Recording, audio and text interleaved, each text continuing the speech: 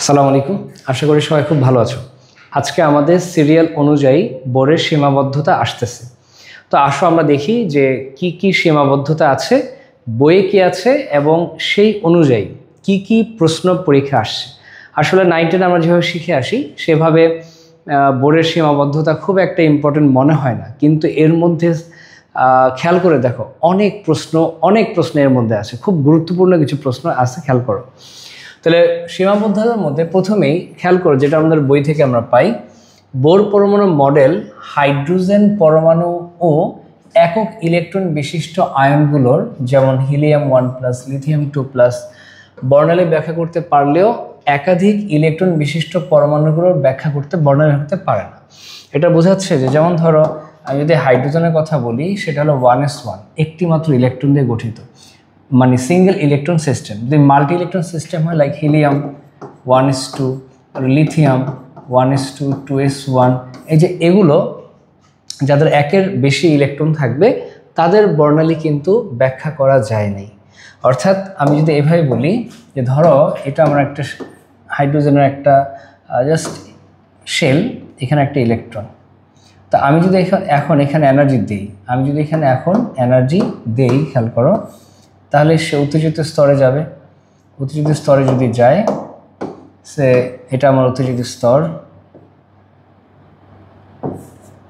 এটা আমার উত্তেজিত স্তর ধরলাম। আচ্ছা, তাহলে এখন কি হবে, সেটা উপরে যাবে, উপরের স্তরে যাবে ইলেকট্রনটা উপরের স্তরে যাবে। তাহলে এই ক্ষেত্রে ইলেকট্রন যদি উপরের স্তরে যায়, তাহলে এই যে বর্ণালী ব্যাখ্যা যে এখন দিব আমরা, ইলেকট্রন উপরে যাওয়া এবং ফিরে আসা, এই যে বর্ণালীর ব্যাখ্যা যে আমরা দেই, এটা তো খুব সহজে আমরা দিয়ে থাকি। কিভাবে বর্ণালীটা হয়, এই বর্ণালী ব্যাখ্যা দেওয়া খুব সহজ, একটা ইলেকট্রন উপরে যাওয়া আর আসা, এই ব্যাখ্যা দেওয়াটা সহজ। কিন্তু এখানে যদি ইমাজিন করো যে ইলেকট্রন যদি আরও থাকতো, ইলেকট্রন যদি এখানে ধরি, এখানে ইলেকট্রন আরও আসছে, ধরো মাল্টি ইলেকট্রন সিস্টেম, তাহলে সেই সব জায়গায় ইলেকট্রনের ক্ষেত্রে সেসব জায়গায় কি হতো, সেসব জায়গায় আমরা যদি দেখি তখন এই ইলেকট্রন কি হবে, মানে কয়টি ইলেকট্রন যাবে, একের অধিক। লাইক ধরো আমি যদি এখানে আরেকভাবে দেখাই, ধরো আমি এখানে দেখালাম, এখানে ইলেকট্রনের সংখ্যা ধরো বেশি, 1s2। এখন এই ক্ষেত্রে 1s2 যে আমরা নিলাম, ইলেকট্রন যদি দুইটা এখানে আমরা নিই, তাহলে এনার্জি দিলে পরে যে আমি এনার্জি দিই, তাহলে ইলেকট্রনটা কোনটা উঠবে, এইটা না এইটা, নাকি দুইটা একসাথে উঠবে এবং তার কালার কি হবে, সেই ব্যাখ্যাগুলো আমরা পাই না, তাই না? এই ব্যাখ্যাগুলো আমরা এখান থেকে পাই না। দেখো অলরেডি এই ধরনের প্রশ্ন পরীক্ষা আসছে। কি প্রশ্ন? সেটা হচ্ছে যে লিথিয়াম 2+ এবং হিলিয়াম প্লাসের ক্ষেত্রে বোর তত্ত্ব প্রযোজ্য ব্যাখ্যা করো। দুটো বোর্ডে আসছে। অ্যাকচুয়ালি ব্যাখ্যা তো করা হয়েই গেল। লিথিয়ামের বিন্যাস কি বলতো? লিথিয়ামের বিন্যাস হচ্ছে, লিথিয়াম বিন্যাস করো 1s2, 2s1, তো এটা মাল্টি ইলেকট্রন সিস্টেম। আমি যদি হিলিয়ামকে 2+ করে নিই, তাহলে এটা 1s1, মানে সিঙ্গেল ইলেকট্রন সিস্টেম হয়ে যাচ্ছে। সো এটার ব্যাখ্যা দেওয়া সহজ। হিলিয়ামের ক্ষেত্রে আমরা জানি হিলিয়াম হচ্ছে 1s2, বাট যদি আমি হিলিয়াম 1+ করি, তাহলে এখানে কি দাঁড়ায়, 1s1, মানে একটা ইলেকট্রন সিঙ্গেল ইলেকট্রন বিশিষ্ট হলে তার ব্যাখ্যা দেওয়া যায়। এখন দেখো এটা কতবার পরীক্ষা আসছে, এটা আমাদের জন্য কতটা ইম্পর্টেন্ট। দেখো এই সবগুলো বোর্ড কোশ্চেন, দেখো বোর মডেল নিচের কোন মৌল বা আয়নের বর্ণালী ব্যাখ্যা করতে পারে? Just single electron system. কোনটা? বেরিয়ামের 4টা ইলেকট্রন ছিল, 3+, মানে একটা ইলেকট্রন এখন আছে। বোর পরমাণু মডেল নিজের কোনটির ক্ষেত্রে প্রযোজ্য? বোর পরমাণু মডেল কোনটির ক্ষেত্রে প্রযোজ্য? হিলিয়াম 1+, যেটা 1s1 বোঝাচ্ছে। এইভাবে সবগুলো প্রশ্ন, ঢাকা বোর্ড 22 বলো, ঢাকা বোর্ড 25 বলো, এছাড়া বঙ্গোপসাগর 22, মানে এই সবগুলো বোর্ড কোশ্চেন দেখো, সব একই প্রশ্ন কতবার আসছে, সেম টাইপ। তাই এটা আর কথা বললাম না, তোমরা দেখে নাও এবং প্র্যাকটিস করে নাও। সো এটা কতবার পরীক্ষা আসে খালি তুমি দেখে নাও, কতবার। এটা অনুধাবনও আসছে, ইভেন এটার বহুপদীতে এমসিকিউতে আসছে, জ্ঞানমূলকে আসছে, ইভেন সৃজনশীলও আসছে। আসলে আমরা 2 নম্বর ত্রুটিতে চলে যাই। 2 নম্বর ত্রুটি হচ্ছে এক শক্তি স্তর হতে অপর শক্তি স্তর ইলেকট্রনের স্থানান্তর ঘটলে বোর পরমাণু মডেল অনুসারে একটি রেখা বর্ণালী সৃষ্টি হওয়ার কথা। উচ্চ ক্ষমতার স্পেকট্রোস্কোপ দ্বারা পরীক্ষণ করলে দেখা যায় প্রতিটি বর্ণালী রেখা কয়েকটি সূক্ষ্ম রেখা দিয়ে গঠিত। এইসব সূক্ষ্ম রেখার কারণ ব্যাখ্যা করতে পারে না। ইভেন এটা একটা প্রশ্ন, দেখো আমি এটাকে একটা মার্কিং করি, তাহলে এটাই একটা প্রশ্ন হয়ে যায় স্যার, দেখেন এটাই একটা ইম্পর্টেন্ট প্রশ্ন হয়ে যাচ্ছে। ঠিক আছে, সো এইটা দেখো board question already Barishal board 23-এ আসছে, ঢাকা বোর্ড 2023-এ আসছে কি একটি মাত্র ইলেকট্রন থাকা সত্ত্বেও হাইড্রোজেনের পারমাণবিক বর্ণালীতে অনেকগুলো রেখার সৃষ্টি হয় কেন ব্যাখ্যা করো, অথবা হাইড্রোজেনের বর্ণালী কীভাবে সৃষ্টি ব্যাখ্যা করো। এটা আমার ওই বর্ণালী পার্টে তোমরা দেখে নিও, হাইড্রোজেন বর্ণালীর একটা ভিডিও অলরেডি আছে, সেখানে সব ব্যাখ্যা তোমরা ইজিলি পাবা। তবু আমরা শর্টকাটে বলি যে আমরা যদি একটা কাচের নল নেই, কাচের নল ধরো একটা কাচের নল, এখানে আমাদের কি আছে, ধরো আমাদের এখানে অ্যানোড আছে আর ক্যাথোড আছে, ঠিক আছে, অ্যানোড আর ক্যাথোড। তাহলে এখন এখানে ধরো আমি যদি নিম্ন চাপে ডিসচার্জ টিউব যদি আমরা নেই, এই ডিসচার্জ টিউবের মধ্যে যাকে আমরা ক্ষরণ নল বলি অ্যাকচুয়ালি,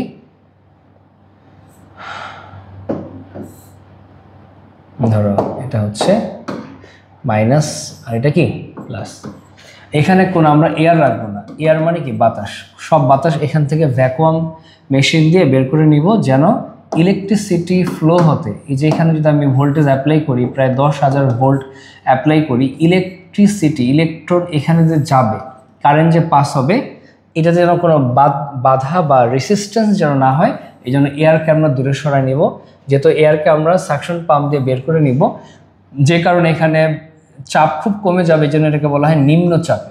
নিম্ন চাপে যদি আমরা হাইড্রোজেনের অসংখ্য অ্যাটম যদি এখানে নেই, লাইক ধরো আমরা হাইড্রোজেনের অসংখ্য অ্যাটম যদি এখানে নেই, প্রথমে তারা মলিকুলার অবস্থায় ছিল, যদিও এভাবে মলিকুলার অবস্থায় ছিল, হাই ভোল্টেজের কারণে এখান থেকে সব ভেঙে অ্যাটমে পরিণত হবে, এবং সবারই কিন্তু একটা করে ইলেকট্রন, কয়টা, সবারই একটা করে ইলেকট্রন, একটা করে ইলেকট্রন থাকলে যদি সোর্স থেকে এনার্জি নেয়, ইলেকট্রন উত্তেজিত হবে, উপর স্তরে যাবে, আবার পড়বে, সো তখন তাদের থেকে বিকিরণ হওয়ার কথা, কিন্তু এখানে যতগুলো অ্যাটম আছে এই সোর্স থেকে, এই ভোল্টেজ থেকে সবাই সমান পরিমাণে শক্তি নিতে পারে না। কেন নিতে পারে না?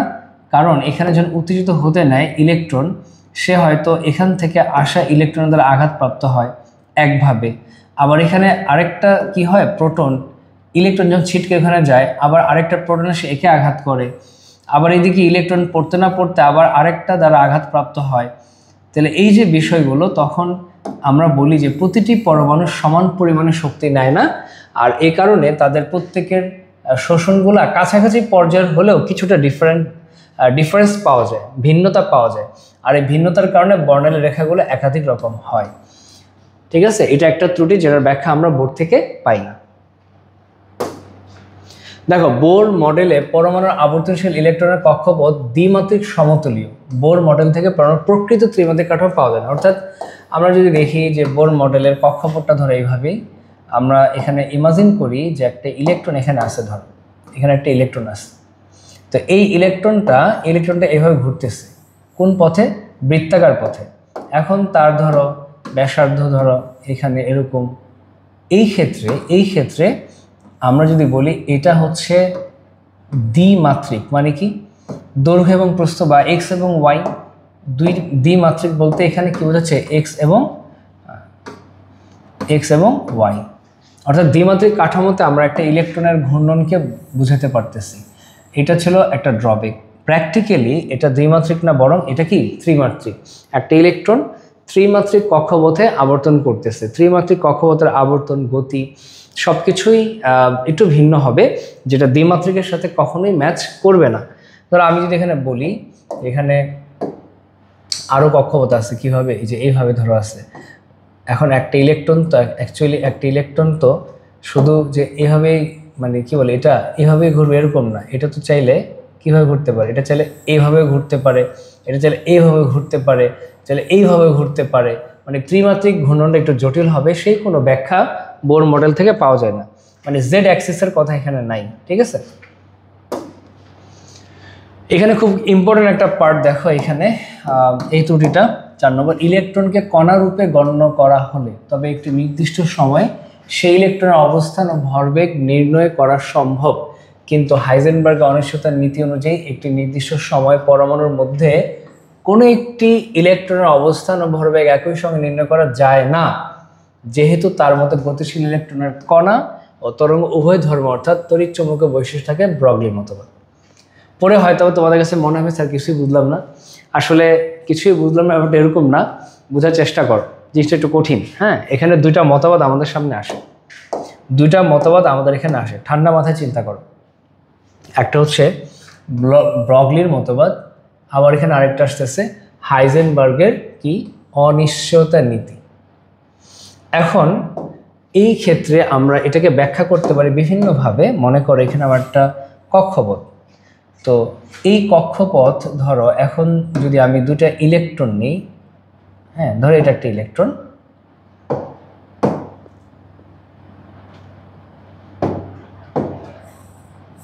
আচ্ছা দুইটা ইলেকট্রন ধরো এখানে আমার আছে। এই যে কক্ষপথ যে আমি দিলাম, এখন ধরো এই কক্ষপথটাতে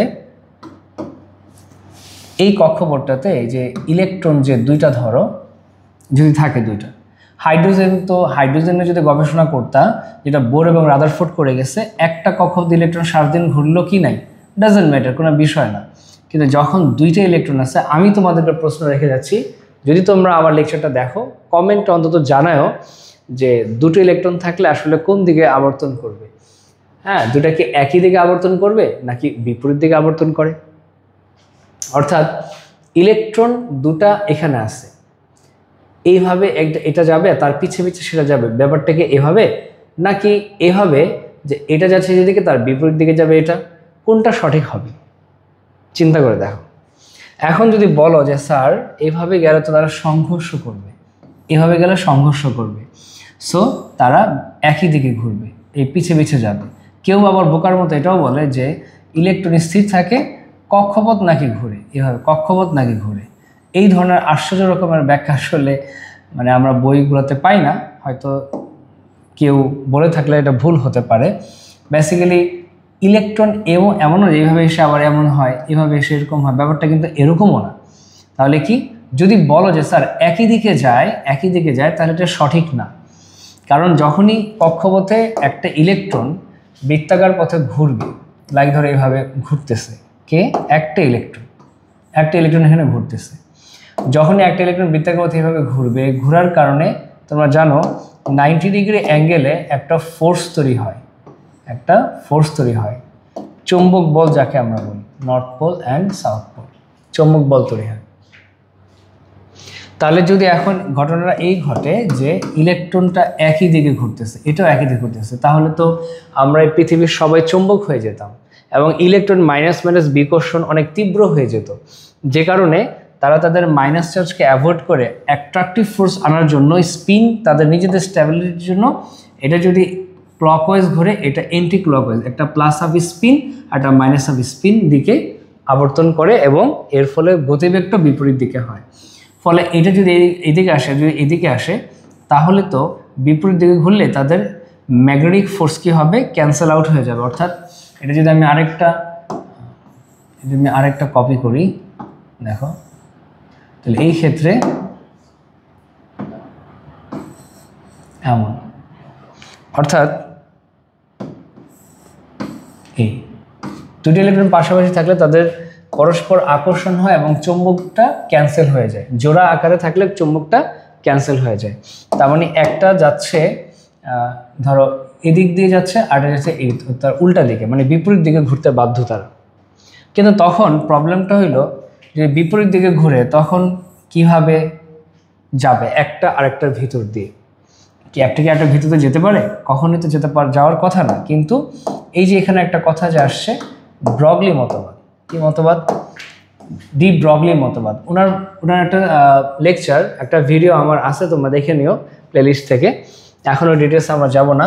উনি বলছে যে ইলেকট্রনের কি চরিত্র আছে, দ্বৈত চরিত্র আছে। দ্বৈত চরিত্র মানে কি, সে একই সাথে কণা ধর্ম দেখায়, আবার পাশাপাশি তার মধ্যে কি ধর্ম আছে, তরঙ্গ ধর্ম বিদ্যমান। আচ্ছা, তরঙ্গ ধর্ম, তার সমীকরণটা হলো ল্যামডা সমান h/mv। সো এখানে এটা হচ্ছে আমাদের কণা ধর্ম, এটা হচ্ছে আমাদের কণা ধর্ম, ঠিক আছে? এটা হচ্ছে আমাদের কণা ধর্ম, এটা তরঙ্গ ধর্ম নির্দেশ করে। ভরবেগ কণা আর ল্যামডা তরঙ্গ ধর্ম। তার মানে যেই মুহূর্তে তুমি তাকে তার ওয়েট নির্ণয় করতেছো 9.11 ইন্টু 10⁻31 কেজি, তখন তার তো কণা হিসেবে তাকে বিবেচনা করতে হয়। আবার যখন তারা পরস্পর সংঘর্ষে লিপ্ত হয় তাদেরকে তরঙ্গ ভাবতে হবে। মনে হয় যেন একটা তরঙ্গ আরেকটা ভিতর দিয়ে চলে যাচ্ছে, এরকম জাস্ট এ ধর একটা তরঙ্গ আকারে আসতেছে, হ্যাঁ, আরেকটা তার এভাবে যাচ্ছে। একটা ওয়েভ যেন একটা ওয়েভের ভিতর দিয়ে উপরিপাতিত হয় চলে যায়, ঠিক এভাবে ইলেকট্রনটা একটা ভিতর একটা চলে যাচ্ছে।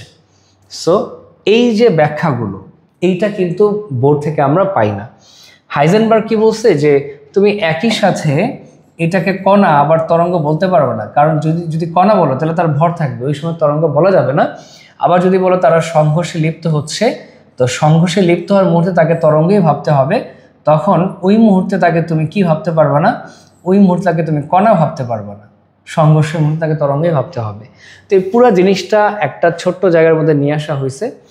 আর ওনার যে থিওরি ছিল কার, বোরের, সেটা হলো mvr = nh/2π, মানে ভরবেগ এবং অবস্থান, শেল সব কিছু আমি একই সাথে পাচ্ছি, যেটা একটা কণার ক্ষেত্রে প্রযোজ্য, তরঙ্গের ক্ষেত্রে প্রযোজ্য না, এটা বোরের মতে। তার মানে বোর ছিলেন ইলেকট্রনকে কণা হিসেবে বিবেচনার মানুষ, বাট অ্যাকচুয়ালি এটা পুরোপুরি কণা বলতে গেলে ব্যাখ্যা মিলবে না। তাই এটা তরঙ্গ ধর্ম যে আছে এইটার ব্যাপারে উনি কিছু বলেন নাই, যেহেতু ওনার মডেলটা শুধু ছিল হাইড্রোজেন কেন্দ্রিক, মানে একটা ইলেকট্রন। তো একটা ইলেকট্রন যদি সারাদিনও ঘুরে কারোর সাথে তো সংঘর্ষে লিপ্ত হচ্ছে না, তো এটা হচ্ছে সেটার ব্যাখ্যাটা। 5 নম্বরে আসো।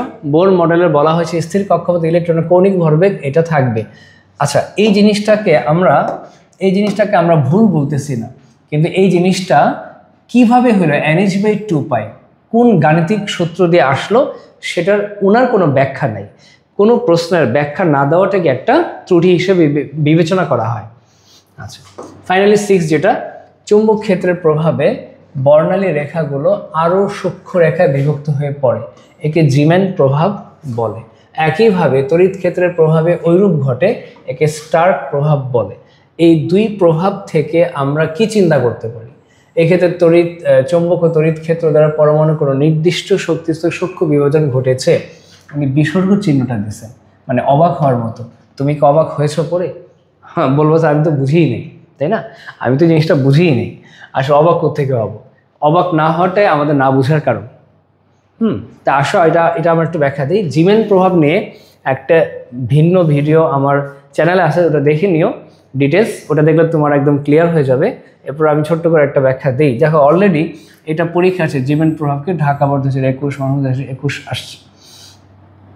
এটা হচ্ছে যে ধরো আমি লিথিয়ামের ভ্যাপার নিলাম, একটা লিথিয়ামের বাষ্পের একটা কাঁচনল নিলাম, যেখানে সব লিথিয়াম অ্যাটম ছিল। হাই ভোল্টেজ অ্যাপ্লাই করলাম, এনার্জি দিলাম। এনার্জি দিলে ইলেকট্রন ধরো এটা এখান থেকে এখানে যেতে পারে, এটা একটা লিথিয়ামের জন্য। অন্য একটা লিথিয়াম ধরো এখান থেকে এখানে যেতে পারে, অন্য আরেকটা লিথিয়াম অ্যাটমের ক্ষেত্রে ধরো এখান থেকে এখানে যেতে পারে উচ্চ স্তরে। কোত্থেকে? 2s থেকে ধরো, কথা এই 2s থেকে 2px বলো, 2py বলো, আর 2pz বলো, যে কোনো একটা জায়গায় যেতে পারে যদি আমি বাইরে থেকে এনার্জি দিই। ধরো আমি এনার্জি দিলাম, এনার্জি দেওয়াতে এই ঘটনাটা ঘটলো। প্রতিটা লিথিয়াম অ্যাটম ক্ষেত্রে তার 2s1 ইলেকট্রনটা কখন এখান থেকে এখানে যেতে পারে, কখন এখান থেকে এখানে, আবার কখন এখান থেকে এখানে। যখন আমার সোর্স অফ করে দিব, সে যখন ব্যাক করবে, এখান থেকে যখন পড়বে, এটাও যখন পড়বে, এটাও যখন পড়বে, এনার্জি কিন্তু সেম থাকবে স্যার। এনার্জিটা কি থাকবে? সেম থাকবে, সেম এনার্জি বের করবে, কারণ প্রত্যেকের ক্ষেত্রে বিকিরণটা একই হবে, কারণ এনার্জির ব্যবধানটা কি এখানে সেম। অর্থাৎ এখানে এনার্জির ব্যবধানটা এখানে আমরা স্পষ্ট দেখতে পাচ্ছি। এখানে যতটুকু ব্যবধান, অ্যাকচুয়ালি এখানে যতটুকু ব্যবধান এখানেও সেম, এখানেও সেম, সো এনার্জিও সেম হবে। কিন্তু পুরো সিস্টেমটাকে যদি আমি একটা শক্তিশালী ম্যাগনেটিক ফিল্ডের মধ্যে রাখি, তখন দেখা যায় যে এই যে তিনটা সমশক্তি, যাকে আমরা বলি ডিজেনারেট, হুন্ডের নীতি পড়ার সময় দেখছো বা দেখবা যে সমশক্তির অরবিটাল, এইটা বলে XYZ সেম এনার্জি, কিন্তু ওটা চুম্বক ক্ষেত্রের প্রভাবে সেম এনার্জি থাকে না, ভিন্ন এনার্জি হয়ে যায়। কেন? কারণ ইলেকট্রন যখন আবর্তন করে আবর্তন করে তখন ইলেকট্রন নিজেও কিন্তু একটা ম্যাগনেটিক ফিল্ড প্রডিউস করে। ইলেকট্রন নিজে যখন ঘুরে তখন তার ভিতরে কি আসে, একটা স্বতন্ত্র ম্যাগনেটিক ফিল্ড তার ভিতরে আসে, যেখানে এটা নিজেই একটা নর্থ পোল এবং সাউথ পোল হিসেবে কাজ করে। আবার বাহ্যিক একটা চৌম্বক ক্ষেত্রে তুমি সেট করলা, তাহলে ধরো একটা ইলেকট্রন এমনভাবে ঘুরতেছে তার ঘূর্ণনের যে চুম্বক বলরেখা যে তৈরি হইলো, ওই বলরেখাটা ধরো এমন হইলো যে এটা এই সাউথ পোলের সাথে আকর্ষণ হচ্ছে, মানে এই নর্থ পোলের সাথে আকর্ষণ হচ্ছে। ধরো অর্থাৎ আমি যদি বলি যে এখানে আমার একটা কক্ষপথ আছে, ধরো এখানে একটা কক্ষপথ আছে, একটা ধরো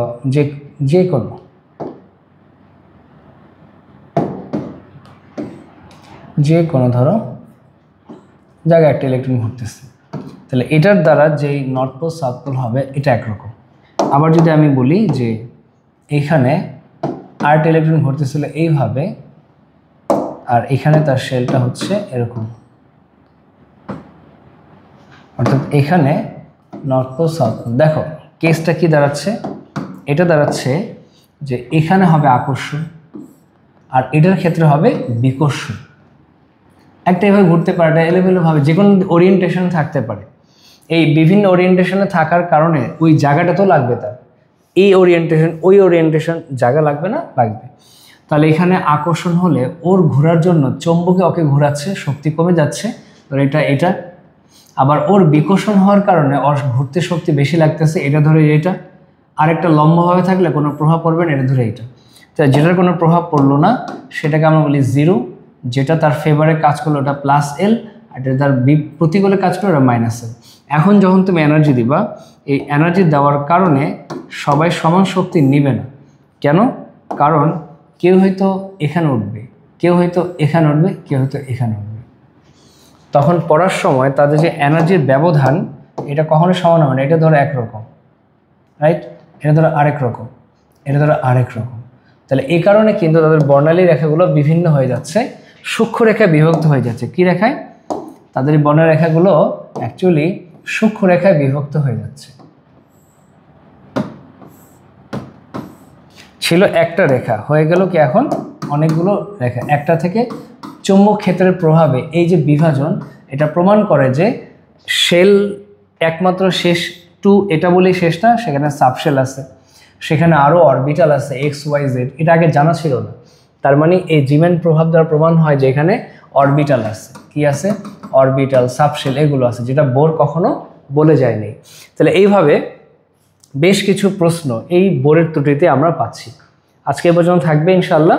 আমরা বই ধরে ধরে একেবারে কি বেসিক আছে সেটা শিখতেছি, পাশাপাশি যেই প্রশ্নগুলো পরীক্ষা আসতেছে সেটাও একেবারে সলভ করে ফেলতেছি। এমনভাবে আমরা পড়তেছি ইনশাল্লাহ যে পড়া দ্বারা তোমার বেসিক একেবারে ক্লিয়ার হবে, এমনভাবে ক্লিয়ার হবে ইনশাল্লাহ যে অ্যাডমিশন বলো আর একাডেমিক যে কোনো পরীক্ষা বলো, আমাদের মানে কলেজের যে কোনো পরীক্ষা বলো, সব জায়গায় তুমি ভালো করতে পারবে। সো ফলো করতে থাকো এবং শেয়ার করতে থাকো এবং সবাই খুব ভালো করে পড়াশোনা করতে থাকো। আজকে এই পর্যন্ত। নেক্সট ক্লাস ইনশাল্লাহ আমরা বোর্ডের অ্যাপ্লিকেশন, যেটা ম্যাথমেটিক্যাল প্রবলেম, সেটা নিয়ে আসবো ইনশাল্লাহ।